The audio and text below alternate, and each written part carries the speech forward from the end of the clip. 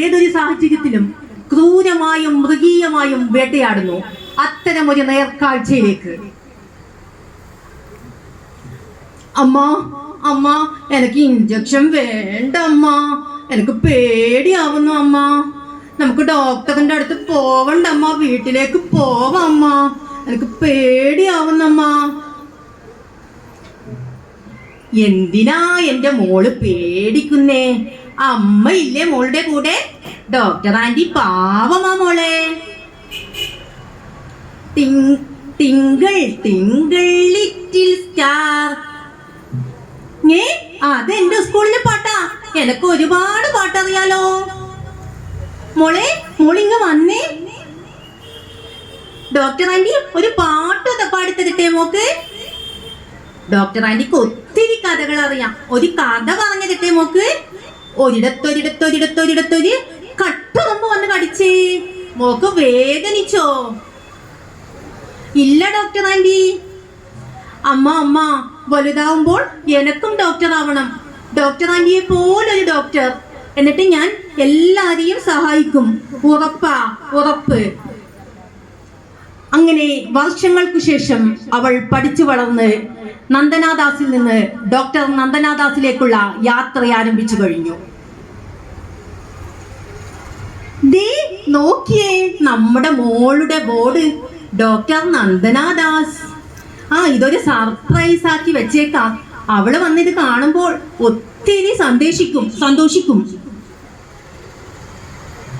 സാറേ, ഇത് നമ്മുടെ ഒരു പേഷ്യന്റ് ആണ്. അദ്ദേഹത്തിന്റെ കാലിൽ ഒരു ഇഞ്ചറി പറ്റിയിരിക്കുന്നു. ഡ്യൂട്ടി ഡോക്ടർ കാണുമല്ലോ ഇവിടെ.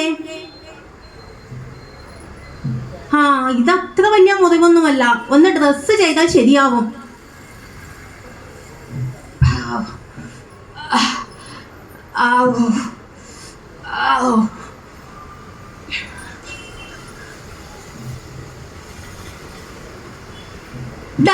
നീ എന്തുവാണ് ഇവിടെ എടുക്കുന്നത്?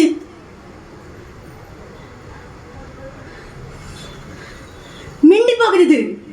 ഇവിടത്തെ ഡോക്ടറും പേഷ്യന്റും സെക്യൂരിറ്റിയും എല്ലാം ഈ ഞാനാണ്. മിണ്ടിപ്പോകരുതടി, കൊന്നു കളയും നിന്നെ ഞാൻ.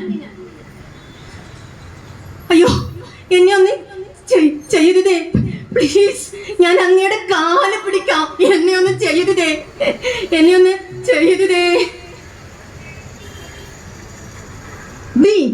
നിന്നെ ഇവിടെ രക്ഷിക്കാനും ശിക്ഷിക്കാനും ഈ ഞാൻ മാത്രമേ ഉള്ളൂ. മിണ്ടിപ്പോകരുത്.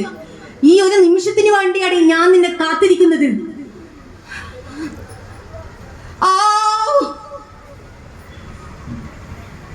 ഇന്നിവിടെ നമ്മുടെ നാടിനെയാകെ നടക്കിയ ഒരു സംഭവമാണ് നടന്നിരിക്കുന്നത്.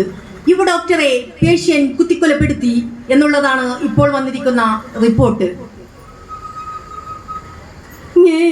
അവരുടെ വീട്ടുകാർ ഇത് എങ്ങനെ സഹിക്കും? യുവ ഡോക്ടറെ പേഷ്യൻ കുത്തിക്കൊലപ്പെടുത്തിയെന്നോ? എന്തൊക്കെയാ ഞാൻ കേൾക്കുന്നത്? നിങ്ങൾ ഇങ്ങ് വന്ന് ഈ TV ഒന്ന് കണ്ടേ. ഹലോ, അതെ, നന്ദനിയുടെ അമ്മ തന്നെയാ.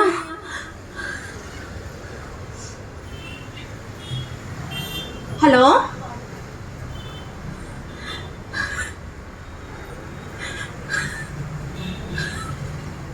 നന്ദനമോൾ, എന്റെ പൊന്നുമോൾ, ഞാനിതെങ്ങനെ സഹിക്കും?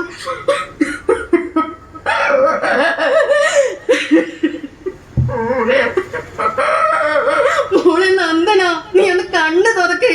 അച്ഛൻ വെച്ച് ബോർഡ് ഒന്ന് നോക്കിയേ.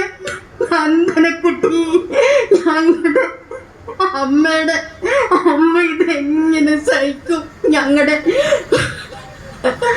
ഒരേ ഒരു മോള നന്ദന.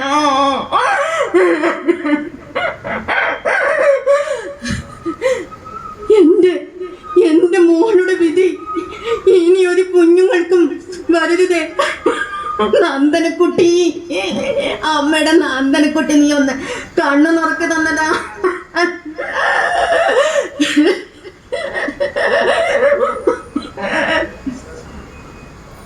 രാവെന്നോ പകലെന്നോ ഇല്ലാതെ നമുക്ക് വേണ്ടി പോരാടുന്ന ഡോക്ടർമാരുടെ സുരക്ഷയെക്കുറിച്ച് പ്രതികരിക്കാൻ നാമല്ലാതെ മറ്റാര്? നന്ദി, നമസ്കാരം.